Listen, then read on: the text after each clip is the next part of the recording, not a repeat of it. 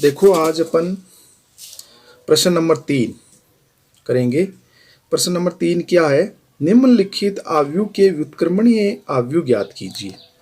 तो एक अपने को आव्यूह या मैट्रिक्स ए की बात होती है। तो एक मैट्रिक्स दिया हुआ है और ये कह रहा है कि इसका व्युत्क्रमणीय मैट्रिक्स ज्ञात करो। तो व्युत्क्रमणीय मैट्रिक्स ज्ञात करने का तात्पर्य यह है कि एक ऐसा मैट्रिक्स ज्ञात करो कि उस मैट्रिक्स को और इस मैट्रिक्स को जब आप गुणा करोगे तो अपने पास इकाई मैट्रिक्स आना चाहिए, वह इसका व्युत्क्रमणीय मैट्रिक्स कहलाएगा। तो देखो इसका एक सीधा सा तरीका है, ये तरीका ध्यान रखना है कि जो भी मैट्रिक्स दिया हुआ है पहले उस मैट्रिक्स, ये अपने को मैट्रिक्स दिया हुआ है, समझना इसको अच्छी तरह। इसको मान लिया कि ए बराबर ये है। इस मैट्रिक्स का जो 3 गुणा 3 क्रम का जो मैट्रिक्स है, इसका व्युत्क्रमणीय मैट्रिक्स ज्ञात करना है। तो इसका तरीका क्या होता है कि इस जो मैट्रिक्स ए है इसकी सारणिक का निशान लगा लिया, यानी इसकी सारणिक बना ली। तो सारणिक ए के दोनों साइड में सारणिक का निशान लगा लिया, तो इस मैट्रिक्स का भी क्या बना लिया? सारणिक बना लिए। ठीक है। इसके बाद में देखो अब इस सारणिक का मान ज्ञात करेंगे। तो इस सारणिक का मान क्या होगा? सारणिक ए बराबर पहली पंक्ति के सापेक्ष इसका विस्तार करेंगे, मान ज्ञात करेंगे। तो देखो ये 1 का 1 आ गया। अब सारणिक का निशान, इस एक अवयव के संगति इस पंक्ति को और इस स्तंभ को अपन छोड़ देते हैं, बाकी ये 4 अवयव बचे, इनका सारणिक बनाएंगे। फिर प्लस, फिर माइनस का निशान आता है, फिर ये 2, इस 2 के सापेक्ष प्रसार करेंगे। तो ये 2 पहली तो पंक्ति में है और दूसरे स्तंभ में है, तो इसको छोड़ दिया। तो अवयव क्या हुए? 1 माइनस 1, 1 माइनस 1, 2 और माइनस 1, फिर प्लस का 5। तो ये 5 है, पहली पंक्ति में है, तीसरे स्तंभ में है। तो पहली पंक्ति तीसरे स्तंभ को छोड़ दिया, तो 1 माइनस 1 और 2 और 3। इनको अपन सरल करेंगे तो देखो 1 का तो 1 आ गया।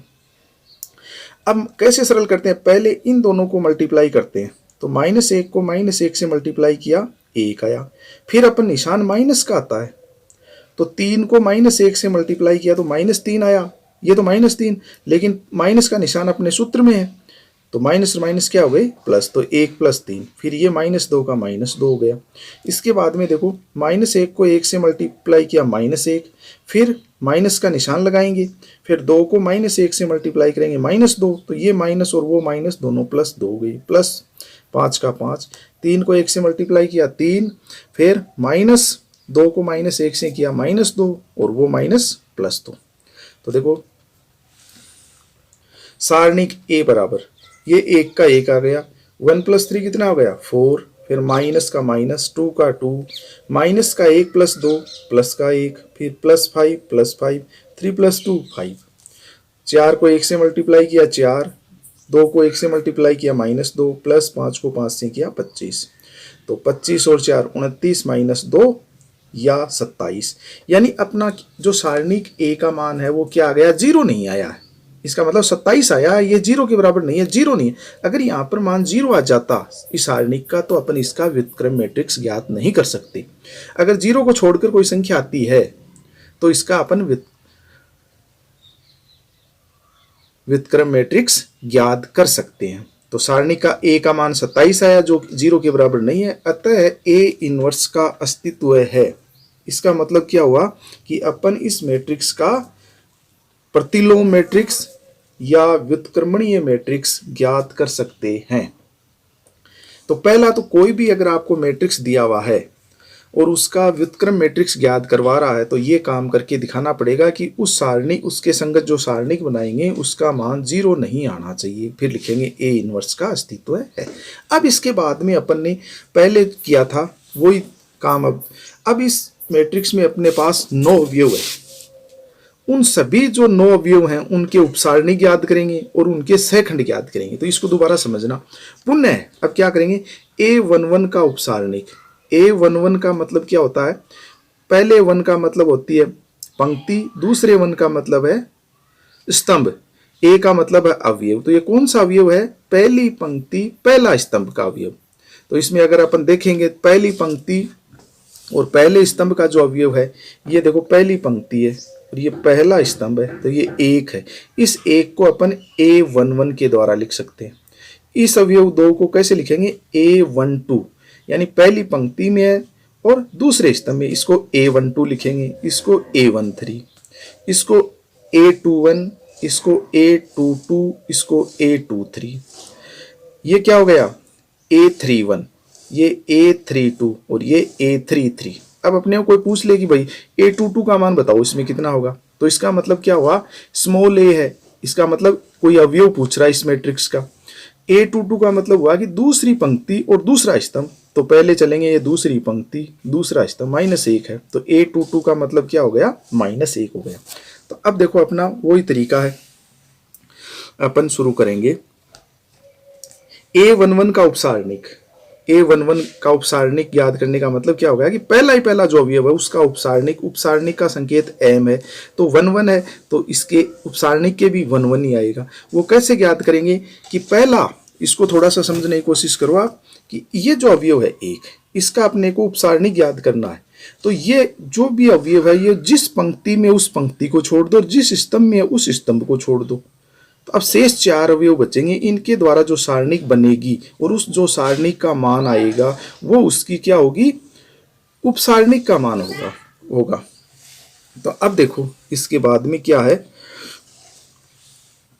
A11 का उपसारणिक M11, तो देखो पहली पंक्ति पहले स्तंभ को छोड़ दिया तो अपने पास क्या बचा, -1 -1 3 -1, इसको सरल करेंगे तो -1 को -1 से मल्टीप्लाई किया प्लस का 1, फिर माइनस का निशान आता है अपना सूत्र में, लेकिन 3 और -1 को मल्टीप्लाई करेंगे -3 आ गया, और -3 और वो प्लस माइनस क्या हो गई, प्लस हो गई, तो ये अपने पास क्या आ गया,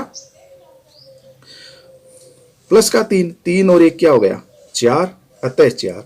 अब ध्यान अपने को ये करना है इसके अंदर कि एफ, जो कैपिटल एफ है, ये किसका संकेत है, सहखंड का संकेत है। कैपिटल एफ है वो किस चीज का संकेत है, सहखंड का।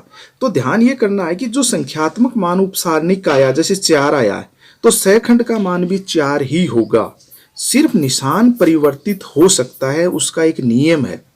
वो क्या नियम है कि देखो यहाँ पर 4 आया, ये भी 4 है, यहाँ 1 है, यहाँ भी 1 है, इसके बाद में आप देखोगे इसमें 5 है, इस उपसारणिक का मान, तो इस सहखंड का मान भी 5 है, इसका मान 17 है, तो इसका मान भी 17 है। तो इसका नियम क्या है कि इसमें पहली उपसारणिक है A11 का, जो उपसारणिक आया अपना M11, उसका मान 4 आया। अब इसमें यह ध्यान करना है कि 1 1 है, नीचे 1 1 लगा है, इन दोनों का योग करो, 1 और 1 को योग करोगे तो 2 हो गया। इन दोनों का योग अगर सम संख्या आएगी, ये ध्यान रखने वाली बात है, इन दोनों का योग सम संख्या आएगी तो मान सेम होंगे, और अगर ये योग विषम आएगा तो इनके निशान परिवर्तित होगा सहखंड का, बस। तो यहां पर देखो 1 और 1 2 गया, तो ये 4 है, तो ये भी 4 ही हो गया।